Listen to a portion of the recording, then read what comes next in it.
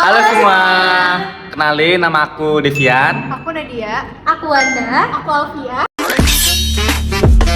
Kami dari kelompok F akan membahas tentang potensi bisnis teknologi nuklir di bidang agromaritim, kesehatan, dan keamanan.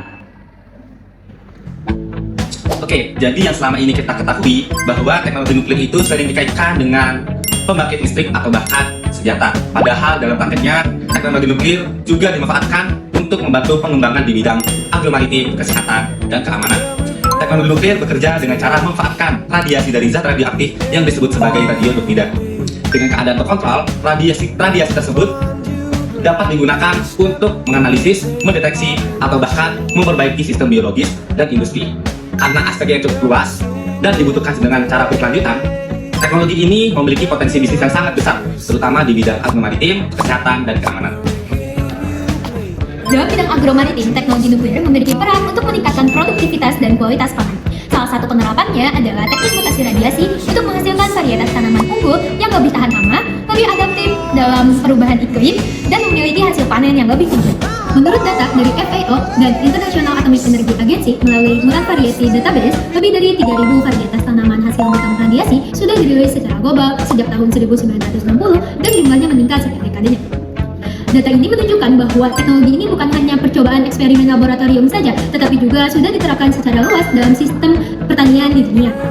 Nukleotida seperti cobalt-60 merupakan sumber radiasi dalam proses ini. Dalam sisi ekonomi, pengembangan varietas unggul dapat membuka peluang bisnis dalam produksi benih yang berkualitas, peningkatan ekspor pertanian, dan ketahanan pangan nasional.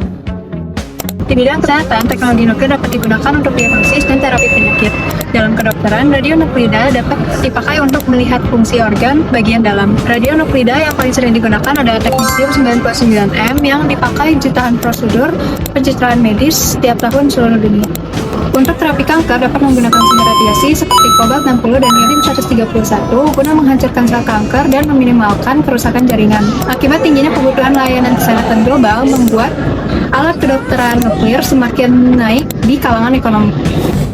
Teknologi nuklir juga dimanfaatkan dalam sistem keamanan dan industri. Radiasi digunakan di pelabuhan dan bandara untuk mengecek apakah ada bahan-bahan berbahaya dalam pemindaian kargo, serta dalam radiografi industri untuk mengecek apakah ada keretakan pada pipa dan struktur tanpa merusak. Radionuklida seperti iridium-192 dan cobalt-60 sangat berperan penting dalam bidang ini. Dari berbagai penerapan tersebut dapat disimpulkan bahwa teknologi nuklir bukan hanya tentang energi, tetapi juga bisnis strategis untuk mendukung ketahanan pangan, layanan kesehatan, dan juga keamanan nasional.